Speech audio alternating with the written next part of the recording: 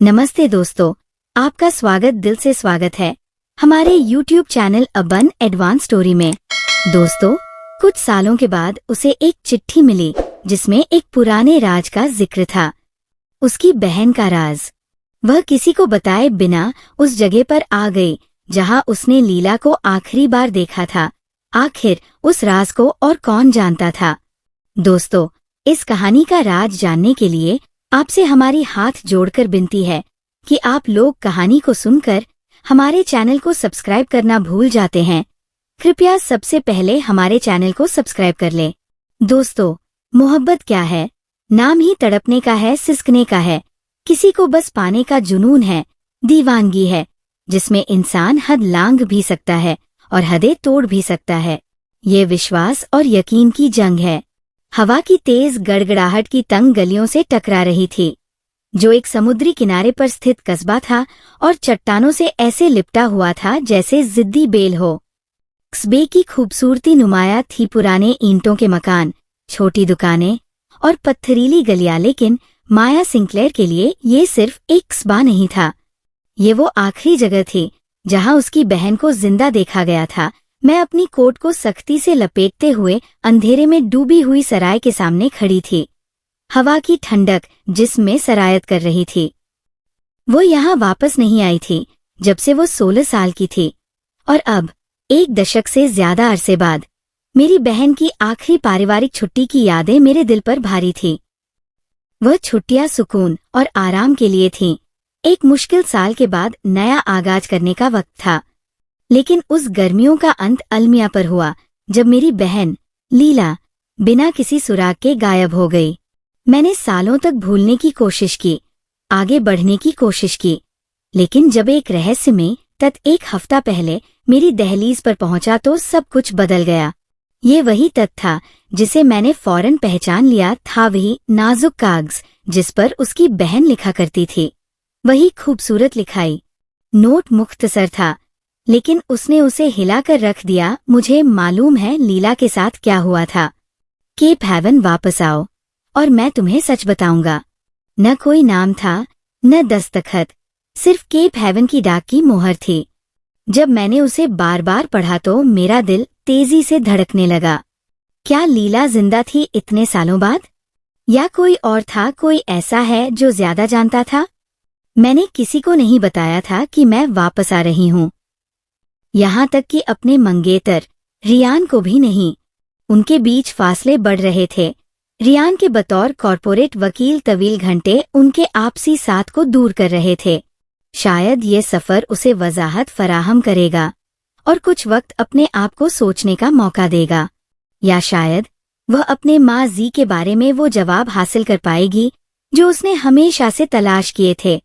सराय का अंदरूनी हिस्सा पुराना था, लकड़ी की छतों और कोने में जलती हुई बड़ी पत्थरीली आग के साथ। काउंटर के पीछे मौजूद औरत ने मुस्कुराते हुए कहा, लेकिन मेरी आंखों में कुछ तजस्सुस था जब माया करीब आई। चेक इन करना है? उसने पूछा। पुराने अंदाज की मेहमानों की किताब निकालते हुए माया ने सर हिलाया और अपना नाम लिखा, माया सिंक्लेयर। मेरे लिए 1 हफ्ते की बुकिंग है। औरत की आंखों में हल्की सी हैरत चमकी, लेकिन उसने फौरन अपने आप को संभाला। हाँ, कमरा नंबर 12, ऊपर वाली मंजिल, समुंदर के नजारे के साथ। उसने चाबी थमाई। उसकी उंगलियां थोड़ी ज्यादा देर तक रुकी रहीं। अगर आपको कुछ चाहिए हो तो बताइए। जब माया ऊपर की तरफ जा रही थी तो उसका दिल तेज धड़क रहा था। क्यों औरत ने ऐसे इजहार किया? क्या वह नाम पहचानती थी? क्या वह कुछ जानती थी? कस्बा छोटा था जब माया और लीला बच्चे थे, और अब भी ज्यादा नहीं बदला था।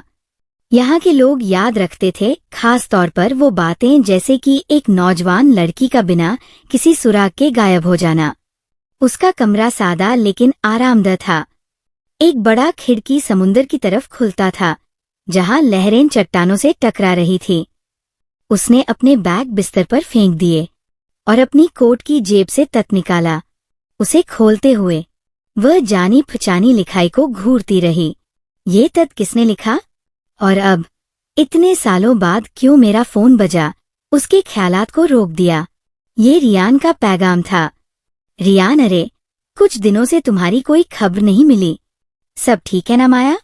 मैं पैगाम को देखती रही। मेरी उंगलियां स्क्रीन पर लरसती हुई थी। मैं उसे सच बता सकती थी कि मैं अपनी बहन की गुमशुदगी के क्सबे में वापस आई है, एक भूत का पीछा करते हुए। लेकिन रियान ये सब बातें अंधविश्वास समझता। वो उसे कहता कि वो अपना वक्त जाया कर रही है और उसे आगे बढ़ना चाहिए। माया बस कुछ वक्त अपने लिए चाहिए था। जल्द बात करूंगी, मैंने पैगाम भेज दिया, उससे पहले कि मैं अपने आप को रोक पाती, और फिर दोबारा खत पर तवज्जो की। अगर कोई शख्स केप हेवन में जवाबात रखता था तो उसे वो तलाश करना था, और उसे बिल्कुल मालूम था कि कहाँ से शुरू करना है। क्सबे के किनारे पर मौजूद कैफे में कोई तब्दीली नहीं आई थी।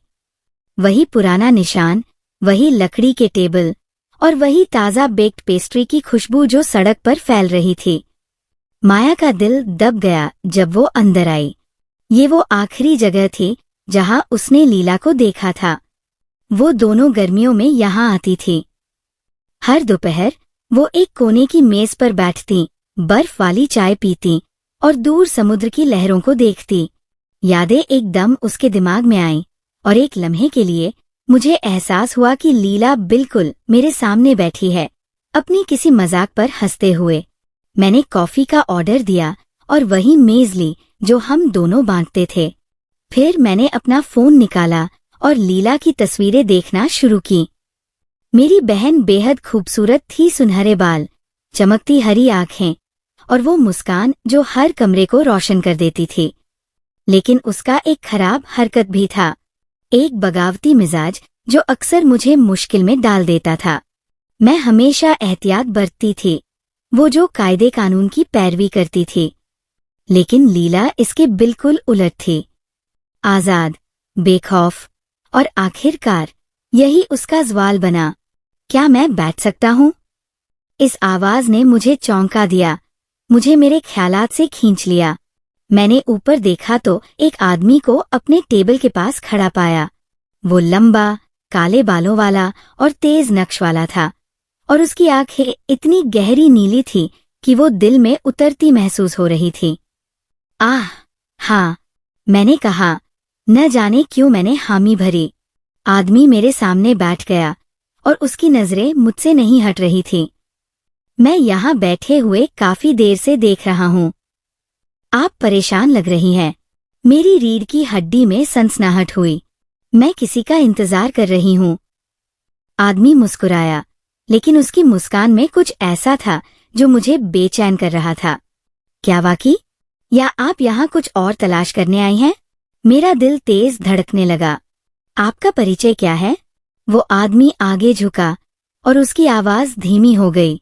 मैं वो हूँ जो जानता है कि आप क्या तलाश कर रही हैं, माया। मैं लीला के बारे में जानता हूँ। मेरे हाथ कप के गिर्द कांपने लगे। आपको मेरी बहन के बारे में कैसे मालूम है? आदमी की मुस्कान खत्म हो गई और उसका चेहरा संजीदा हो गया। आइए कहीं और बात करते हैं, ये जगह महफूज नहीं है। फिर कहा? मैंने धीरे से पूछा। आदमी खड़ा हो गया और एक कार्ड टेबल पर रख दिया। आधी रात को लाइट हाउस पर मिलो, अकेली आना।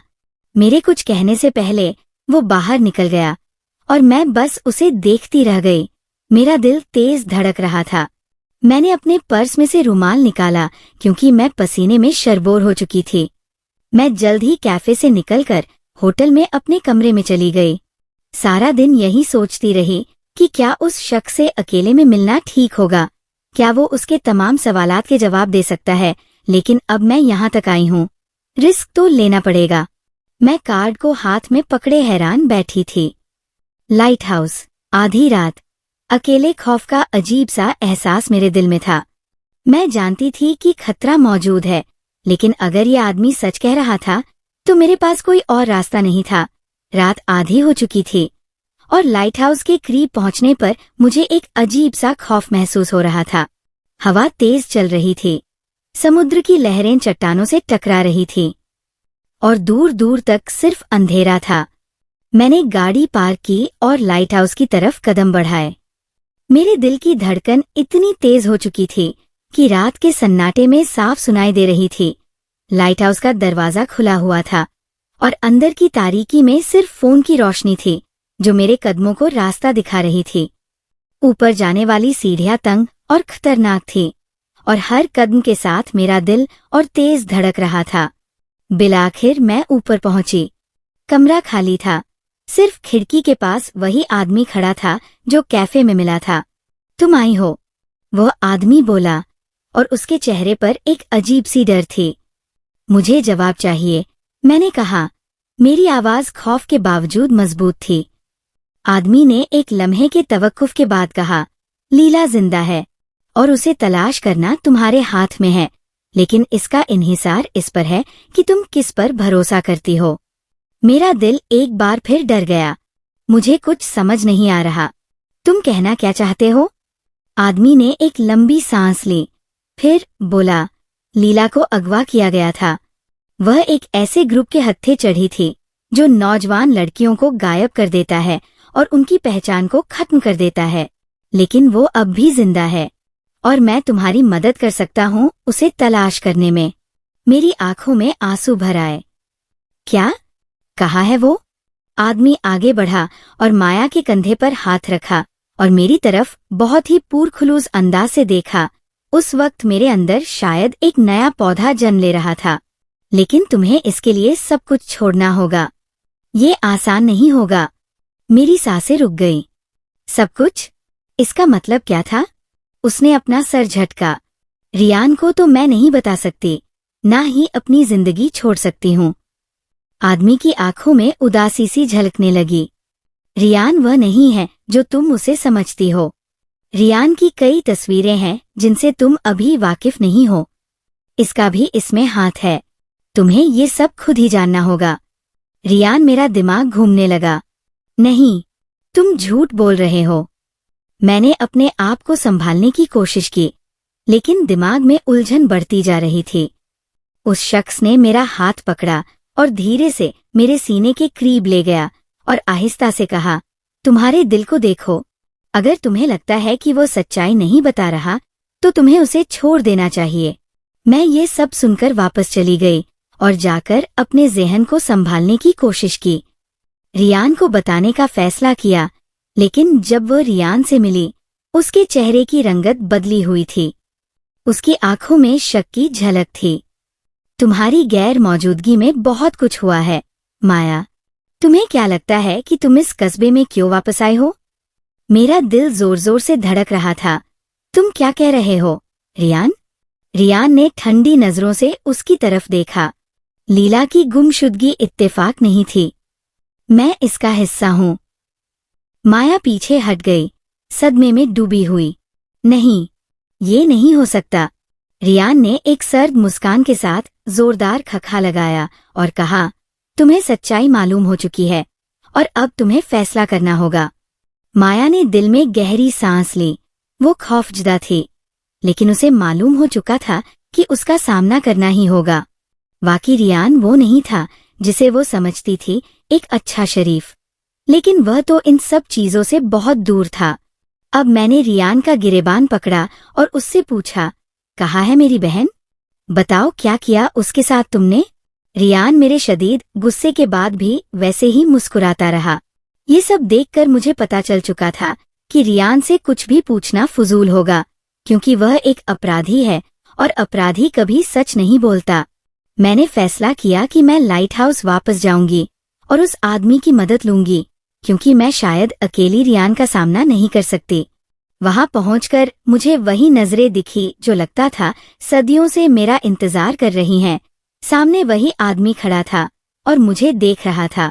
मेरे अंदर जो पौधा जन्मा था वो अब बढ़ने लगा था कि उस शख्स ने मुझे अपनी बाहों में ले लिया।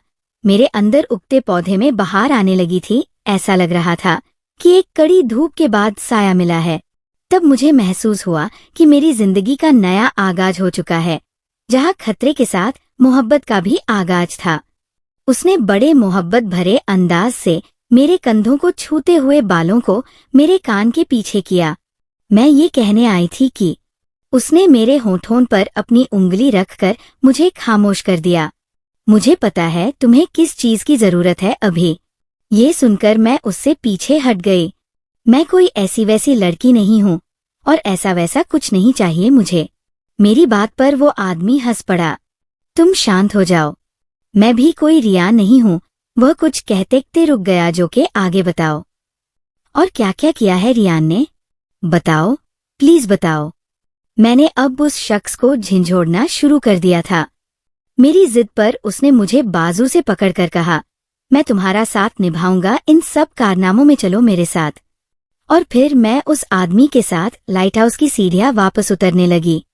रात बहुत हो चुकी है, अभी वापस जाओ, कल मिलते हैं। अजीब शख्स था, खुद रात में ही बुलाता था, और अब जब मुझे काम है तो रात ज्यादा हो गई है। रात जैसे तैसे कटी थी। एक हफ्ता खत्म होने में 4 दिन बाकी थे। मैं जल्दी से उठकर फ्रेश होने चली गई। जब फ्रेश होकर वापस आई तो टेबल पर कॉफी रखी थी और साथ में एक चिट लगी थी। 12 बजे मिलो सी में पार्लर में। इस शख्स को ऐसा क्यों लगा कि मुझे पार्लर जाना चाहिए? अच्छी खासी तो हूं मैं, लेकिन एक विश्वास की डोर जो बंध गई थी, उसने मुझे पार्लर की ओर खींच ही लिया। पार्लर पहुंची तो वहां कोई नहीं था। थोड़ी देर में मुझे वही स्पर्श अपने कंधे पर महसूस हुआ। तुम तैयार हो? इस सवाल ने मुझे चौंका दिया था। किस लिए? उसने मुझे पीछे धकेलकर कुर्सी पर बिठा दिया, मेरा बाल खोल दिया। ये सब देखकर मैं बहुत हैरान थी। और फिर उसने मेरे बालों की एक पिन की कैद आजाद की, जो फौरन यहाँ वहाँ बिखर गए। उसने जल्दी से मेरे बाल एक नए अंदाज से बांधकर उन्हें एक विग में छिपा दिया और मुझे ऐसा मेकअप किया जिससे मैं खुद को भी नहीं पहचान पा रही थी। अब उसने अपने बैग से मुझे साड़ी निकालकर दी और पहनने को कहा। देखो, मैं कभी इस तरह के कपड़े नहीं पहनती। सुनो, तुम्हें पता करना है ना अपनी बहन के बारे में तो ये सब करना होगा, लेकिन ये कपड़े बहुत छोटे हैं। उसके चेहरे पर अब ऊब दिख रही थी। ये छोटे कपड़ों में ही तुम एक बड़ा काम कर पाओगी, तो इन्हें जल्दी पहनो। मैंने वह साड़ी पहन ली और फिर उस शख्स के सामने आ खड़ी हुई। उसकी नजरें मुझसे हटने का नाम नहीं ले रही थीं। मुझे भी अब कुछ डर लगने लगा था, लेकिन मैं इस शख्स से पिछले 2 बार मिली हूँ। वो ऐसा नहीं हो सकता। लेकिन खुद अपने दिल का क्या करती? मैंने जल्दी से बाहें फैलाई और उसके सीने से जा लगी। सुनो, अब मुझे क्या करना होगा? अगर मैं तुम्हें सब बता दूं तो तुम अपनी बहन तक नहीं पहुंच पाओगी। अब तुम ऐसे ही जाओ और लैंप स्टेशन के करीब खड़ी हो जाओ, लेकिन सड़क की तरफ अपनी पीठ रखना। मुझे नहीं पता था कि मुझे सही तौर पर क्या करना है, लेकिन इतना समझ आ रहा था कि इस आदमी ने मेरा भेस बदल कर रख दिया था और अब ये कमर सड़क की ओर दिखाकर दरिंदों को दावत देनी थी। मैंने ठीक ऐसा ही किया। कमर सड़क की ओर करके खड़ी थी कि अचानक एक गाड़ी के रुकने की आवाज सुनाई दी। एकदम उस गाड़ी से एक आदमी निकला और मुझ पर टूट पड़ा। उसने मेरी आंखों पर पट्टी बांध दी थी। काफी लोग ये सब देख रहे थे, लेकिन किसी की भी हिम्मत नहीं हुई। उन लोगों ने मुझे गाड़ी में धकेला और गाड़ी चला दी। किसी का भारी सा हाथ मुझे मेरी कमर पर महसूस हुआ और मैंने झपटाना शुरू कर दिया। मैं जोर जोर से चिल्ला रही थी। तभी किसी ने मेरे चेहरे पर अपनी टांग रख दी। मैंने पूरी ताकत से उस टांग को काटा और उसे घायल कर दिया। मेरे दिल में तरह तरह के शक आ रहे थे। कहीं ये वही शख्स तो नहीं जिसने मुझे तैयार करके इस हाल तक पहुंचा दिया? आज मेरी इज्जत बचेगी या नहीं, या मेरा सब कुछ लुट जाएगा? मैं अकेली कैसे करूंगी इन सब का सामना? कहीं ये रियान के आदमी तो नहीं? एकदम एक झटके के साथ गाड़ी रुक गई और मुझे उसमें से निकाला गया और एक कमरे में बंद कर दिया गया। मैंने आंखों से पट्टी हटाई तो देखा ये एक लंबा कमरा था। मुझे यहाँ से बाहर निकलना था। मैंने जल्दी जल्दी कुछ ढूंढना शुरू किया। बेड के सामने फर्श के करीब एक ढांचा बना हुआ था। मैंने उस डिब्बे को खोलने के लिए अपनी पूरी ताकत लगाई और आखिरकार वो खुल गया। नीचे एक कमरा नजर आ रहा था। उसमें एक आदमी लेटा हुआ था जो एक औरत के साथ बलात्कार कर रहा था। ये देखकर मेरे रोंगटे खड़े हो गए थे। अगर यह सब जबरदस्ती है तो वो औरत चिल्ला क्यों नहीं रही थी? जब उस औरत का चेहरा नजर आया तो मेरे कदमों तले जमीन खिसक गई। मेरी आंखों में आंसू आ गए थे क्योंकि ये मेरी बहन लीला थी। लेकिन अगर ये किडनैप हुई थी तो अब तक यहाँ कैसे है? और ये सब इतने में मेरे कानों में सरगोशी की आवाज आई और मैं फिर बिस्तर पर जाकर बैठ गई। 2 आदमी आए और मुझे खींचते हुए एक बिस्तर पर डाल दिया। फिर उस कमरे में रियान आया, मेरा मंगेतर। ये सब देखकर मेरी आंखें भर आई थीं। अच्छी बात ये थी कि रियान को पता नहीं था कि मैं उसकी माया हूँ, क्योंकि मैंने भेस जो बदल रखा था। उससे पहले कि रियान मुझ पर झपटता, किसी ने जोरदार डंडा मारकर उसे घायल कर दिया। ये वही आदमी था, लाइट हाउस वाला। उसने जल्दी से मेरा हाथ पकड़ा और वहां से बाहर निकाल लाया और मुझे एक कमरे में जाने को कहा और खुद बाहर गुंडों से लड़ता रहा। अंदर कमरे में मेरी बहन बैठी थी, मेरी लीला। करोड़ों की आबादी में बर्बादी का एक ही चेहरा लग रही थी। मैंने उसे देखकर रोना शुरू कर दिया। लीला तो मुझे पहचान भी नहीं रही थी। लीला, मेरी बहन, मैं माया यहाँ क्यों आई हो? यहाँ से चली जाओ, मेरा तुमसे कोई ताल्लुक नहीं। मैं रियान से मोहब्बत करती हूँ और मैंने उससे शादी की है, सब झूठ। अगर तुमने शादी की है तो यहाँ क्यों छिपकर रहती हो? एक और बात बताओ तुम्हें, रियान घर गिरस्ती करने वालों में से नहीं है। इस बात पर लीला आपे से बाहर हो गई। जुबान संभालकर बात करो तुम। वह भी मुझे प्यार करता है, तुम्हारा मंगेतर था, इसलिए ये सब करना पड़ा। 3 बच्चे पैदा किए हैं हमने।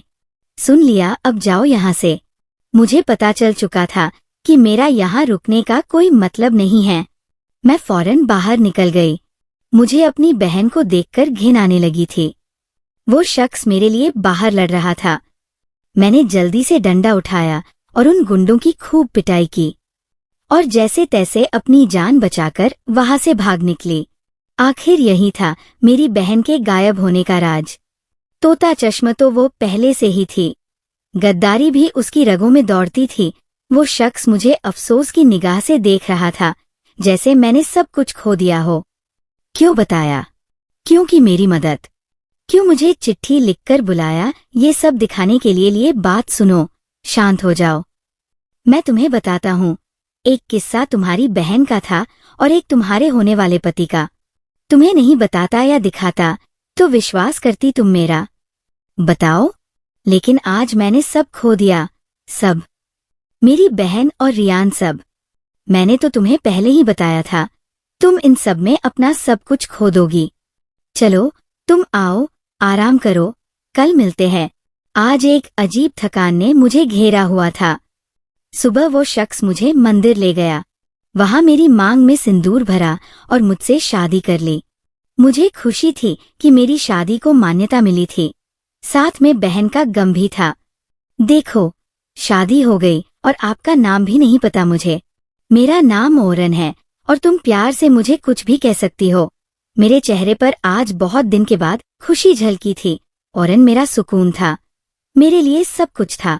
मोहब्बत के रंग तो मैंने पहले ही महसूस कर लिए थे। अब सिर्फ इजहार बाकी था, जो सिर्फ एक कमजोर लम्हे का मोहताज था, बस। ये कस्बा छोड़कर मैं ओरन के साथ उसके घर चली गई। सब यादें, बातें पीछे रह गई थीं। अब ओरन रोज काम पर जाता और मैं उसका घर पर इंतजार करती। कैसे एक अजनबी आदमी ने मेरे दिल दिमाग पर हुकूमत की, मैं खुद भी नहीं समझ सकी। माया, ये देखो मैं क्या लाया हूँ तुम्हारे लिए। क्या लाए हो? दिखाओ, ऐसे नहीं। पहले आंखें बंद करो। आंखें बंद करके अपनी गर्दन के गिर्द कुछ स्पर्श महसूस हुए। ये एहसास बिल्कुल बेमोल थे, इनका कोई मोल नहीं था। चलो खोलो अब आंखें। वाओ, बहुत अच्छा है। ये मेरी गर्दन में बहुत प्यारी चेन थी, जो एक ओरन की निशानी थी। मुझे खुशी होती थी कि मैं रियान के हाथों बर्बाद नहीं हुई। मुझे एक एक ओरन की निशानी थी। मुझे खुशी होती थी कि मैं रियान के हाथों बर्बाद नहीं हुई। मुझे एक सच्ची खुशी मिली है। तो दोस्तों, यह थी हमारी आज की कहानी। आपको सुनकर कैसी लगी हमें कमेंट करके जरूर बताएं और हमारी वीडियो को ज्यादा से ज्यादा अपने दोस्तों में शेयर करें और हमारे चैनल को भी सब्सक्राइब कर लें ताकि आने वाली वीडियो का नोटिफिकेशन आप तक तुरंत पहुंचे। मैं मिलती हूं आपसे अगली वीडियो में, तब तक के लिए धन्यवाद।